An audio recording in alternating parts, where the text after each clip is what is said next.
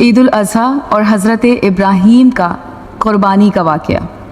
हम हर साल ईद उल अज़हा के मौके पर जोश व खरोश से क़ुरबानी करते हैं। ये ईद 3 दिन पर मुश्तमिल होती है और अपने साथ बहुत सी बहारें लाती है। इस्लाम में मौजूद तमाम अहकाम तकरीबन किसी न किसी वाक़े से मुंसलिक होते हैं।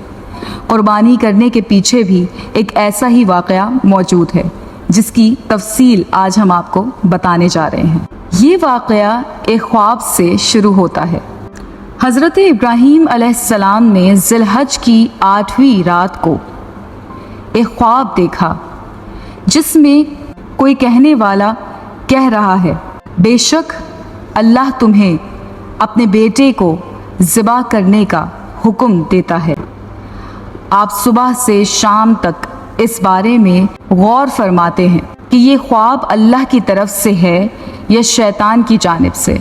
इसलिए 8 ज़िलहज का नाम यौमे तरविया रखा गया है।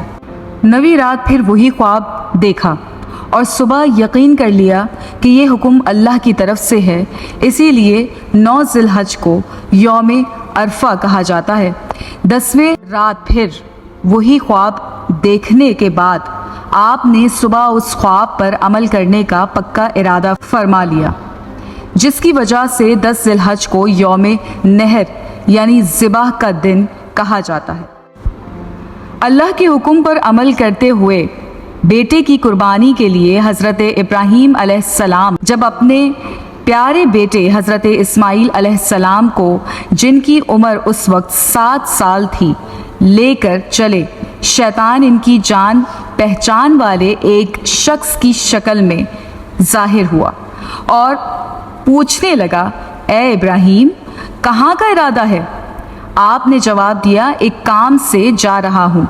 उसने पूछा, क्या आप इस्माईल को ज़िबा करने जा रहे हैं? हज़रत इब्राहीम अलैहिस्सलाम ने फरमाया कि तुमने किसी बाप को देखा है कि वो अपने बेटे को ज़िबा करे?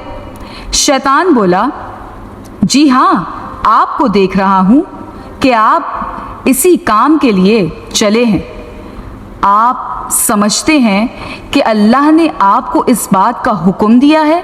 हज़रत इब्राहीम अलैहिस्सलाम ने इरशाद फरमाया, अगर अल्लाह ने मुझे इस बात का हुक्म दिया है तो फिर मैं उसकी फर्माबरदारी करूँगा। यहाँ से मायूस होकर शैतान हज़रत इस्माईल अलैहिस्सलाम की अम्मी जान हज़रत हाजरा के पास आया और उनसे पूछा, इब्राहीम आपके बेटे को कहाँ लेकर गए हैं? हज़रत हाजरा रज़ियल्लाहु ताला अन्हा ने जवाब दिया, वो अपने एक काम से गए हैं। शैतान ने कहा, वो उन्हें ज़िबा करने के लिए ले गए हैं। हज़रत हाजरा ने फरमाया कि तुमने कभी किसी बाप को देखा है कि वो अपने बेटे को ज़िबा करे? शैतान ने कहा, वो ये समझते हैं कि अल्लाह ने उन्हें इस बात का हुक्म दिया है। ये सुनकर हज़रत हाजरा ने इरशाद फरमाया कि अगर ऐसा है तो उन्होंने अल्लाह पाक की फर्माबरदारी करके बहुत अच्छा किया। इसके बाद शैतान हज़रत इस्माईल अलैहिस्सलाम के पास आया और उन्हें भी इसी तरह से बहकाने की कोशिश की, लेकिन उन्होंने भी यही जवाब दिया कि अगर मेरे अब्बू जान अल्लाह के हुक्म पर मुझे ज़िबा करने ले जा रहे हैं तो बहुत अच्छा कर रहे हैं। जब शैतान बाप बेटे को बहकाने में नाकाम हुआ और जमरा के पास आया तो हज़रत इब्राहीम अलैहिस्सलाम ने उसे 7 कंकरियां मारी। कंकरियां मारने पर शैतान आपके रास्ते से हट गया। यहाँ से नाकाम होकर शैतान दूसरे जमरा पर गया। फरिश्ते ने दोबारा हज़रत इब्राहीम अलैहिस्सलाम से कहा, इसे मारें। आपने उसे 7 कंकरियां मारी तो उसने रास्ता छोड़ दिया। अब शैतान तीसरे जमरे के पास पहुंचा।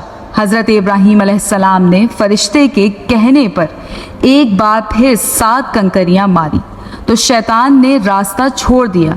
शैतान को 3 मुकामात पर कंकरियां मारने की याद बाकी रखी गई है और आज भी हाजी इन तीनों जगहों पर कंकरियां मारते हैं।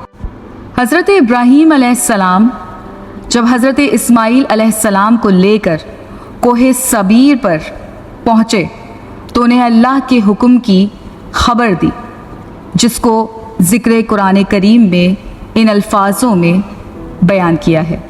ترجمہ: اے میرے بیٹے، میں نے خواب دیکھا، میں تجھے ذبح کرتا ہوں، اب تو دیکھ تیری کیا رائے ہے۔ فرمانبردار بیٹے نے یہ سن کر یہ جواب دیا۔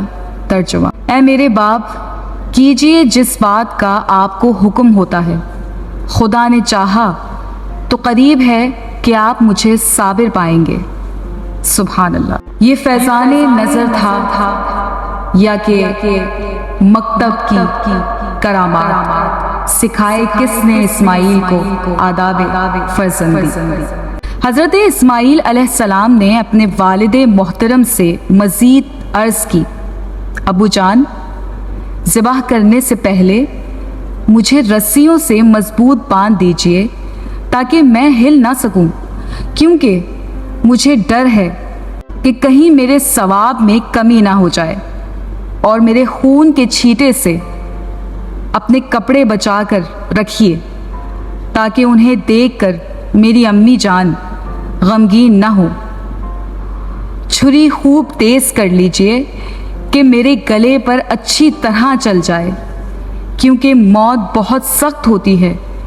آپ مجھے ذبح کرنے کے لیے پیشانی کے بل لٹائیے تاکہ آپ کی نظر میرے چہرے پر نہ پڑے، اور جب آپ میری امی جان کے پاس جائیں تو انہیں میرا سلام پہنچا دیجیے، اور اگر آپ مناسب سمجھیں تو میری قمیض انہیں دے دیجیے، اس سے ان کو تسلی ہوگی اور صبر آ جائے گا۔ حضرت اسماعیل علیہ السلام نے ارشاد فرمایا، اے میرے بیٹے، تم اللہ کے حکم پر عمل کرنے میں میرے کیسے عمدہ مددگار ثابت ہوئے۔ پھر جس طرح حضرت اسماعیل علیہ السلام نے کہا تھا ان کو اسی طرح باندھ دیا۔ اپنی چھری تیز کی، حضرت اسماعیل علیہ السلام کو پیشانی کے بل لٹا دیا، ان کے چہرے سے نظر ہٹا لی اور ان کے گلے پر چھری چلا دی، لیکن چھری نے اپنا کام نہ کیا، یعنی گلا نہ کٹا۔ اس وقت حضرت ابراہیم علیہ السلام پر وحی نازل ہوئی۔ ترجمہ: اور ہم نے اسے ندا فرمائی کہ اے ابراہیم، بے شک تو نے خواب سچ کر دکھایا، ہم ایسا ہی صلہ دیتے ہیں نیکوں کو۔ بے شک یہ روشن جانچ تھی، اور ہم نے ایک بڑا ذبیح اس کے فدیے میں دے کے اسے بچا لیا۔ حضرت ابراہیم علیہ السلام نے جب حضرت اسماعیل علیہ السلام کو ذبح کرنے کے لیے زمین پر لٹا دیا تو اللہ کے حکم سے حضرت جبریل علیہ السلام بطور فدیہ جنت سے ایک مینڈھا لیے تشریف لائے، اور دور سے اونچی آواز میں فرمایا، اللہ اکبر، اللہ اکبر۔ جب حضرت ابراہیم علیہ السلام نے یہ آواز سنی تو اپنا سر آسمان کی طرف اٹھایا اور جان گئے کہ اللہ کی طرف سے آنے والی آزمائش کو وقت گزر چکا ہے، اور بیٹے کی جگہ فدیے میں مینڈھا بھیجا گیا ہے، لہذا خوش ہو کر فرمایا، لا الہ الا اللہ واللہ اکبر۔ جب حضرت اسماعیل علیہ السلام نے یہ سنا تو فرمایا، اللہ اکبر وللحمد۔ اس کے بعد سے ان تینوں پاک حضرات کے ان مبارک الفاظ کی ادائیگی کی یہ سنت تا قیامت تک کے لیے جاری و ساری ہو گئی۔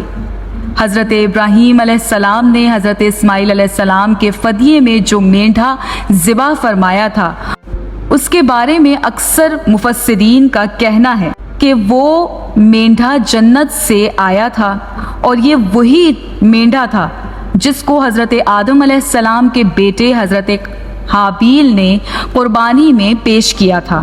اس مینڈھے کا گوشت پکایا نہیں گیا بلکہ اسے درندوں اور پرندوں نے کھا لیا۔ حضرت سفیان بن عیونہ فرماتے ہیں، اس مینڈھے کے سینگ عرصہ دراز تک کعبہ شریف میں رکھے رہے۔